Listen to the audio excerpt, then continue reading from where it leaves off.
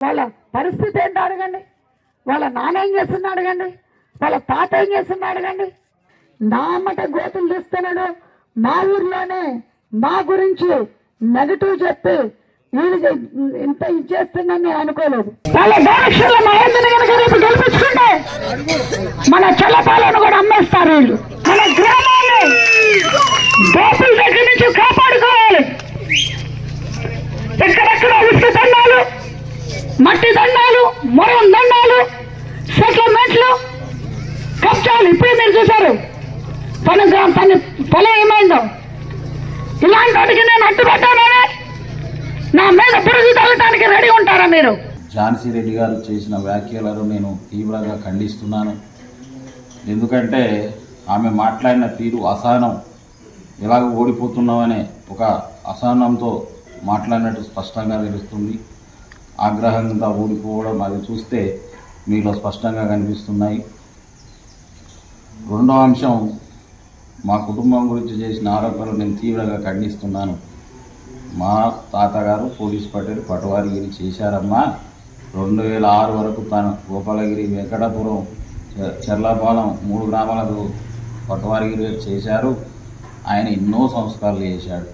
గోపాలగిరిలో 111 GO పేదలకు ఇవ్వాలని, ఆ దళితులకు 120 ఎకరాలు దళితుల పేరు మీద దళితులకు పట్టాలు ఇష్యూ చేయడం జరిగింది. మా తాతగారు హిస్టరీ తెలుసుకోకపోతే చరిత్ర తెలుసుకుంటే మంచిది. పాపిరెడ్డి గారు తనకు సంబంధించిన వాటా అమ్ముకొని వెళ్ళిపోవడం జరిగింది. మళ్ళీ అక్కడ లాస్ అయ్యి మళ్ళీ వస్తే మళ్ళీ వీరి భాగంలో, అన్నదమ్ములు ఇద్దరి భాగంలో పాలు ఇవ్వడం జరిగింది. ఇది ఎవరో చెప్పలే నాకు, మా తాత చిన్న తాతగారు చెప్పిన విషయమే ఇది.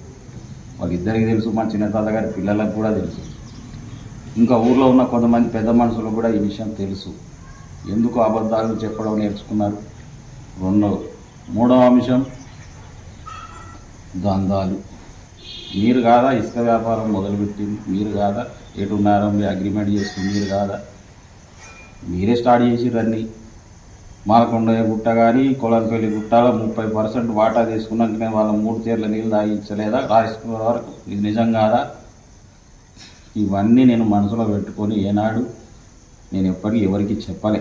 కానీ ఈరోజు ఎందుకు చెప్పాల్సి వస్తుందంటే, ఇలా మీరు మాట్లాడిన తీరు అభ్యంతరకరం. చెర్లపాలెం గ్రామ ప్రజలారా, ఆమె మాట్లాడినట్టు నేను మాట్లాడను. ఎందుకంటే కుటుంబం మీద గౌరవం, మా తల్లిదండ్రులు, మా తాతగారు మా సంస్కారం నేర్పిరు.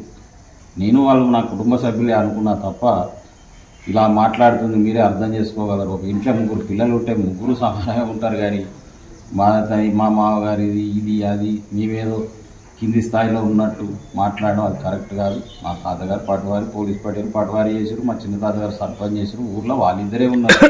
పాపిరెడ్డి గారు లేరు, ఇక్కడ పాపిరెడ్డి గారు లేరు. మా కుటుంబ సభ్యులు సేవ చేస్తున్నారని దృక్పథంలో నేను రాజకీయాలకు దీన్ని తీసుకొచ్చాను.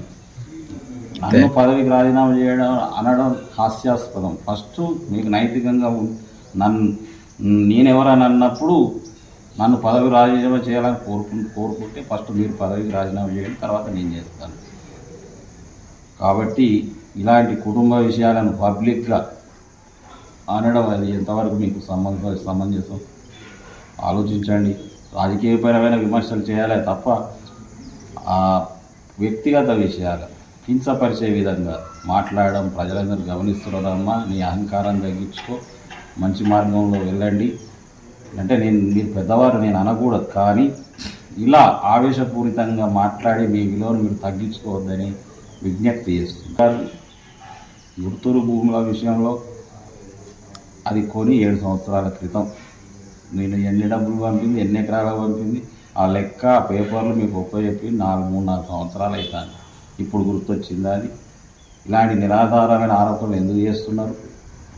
ఇది ఏది నిజము, ఏది మీకు ఇంకా కావాలంటే మీకు నిజంగా ఉంటే స్వాలకుర్తి సోమన్న దగ్గరికి వస్తారా, ఇంకే గుడికి వస్తారా, వచ్చి ప్రమాణం చేయండి.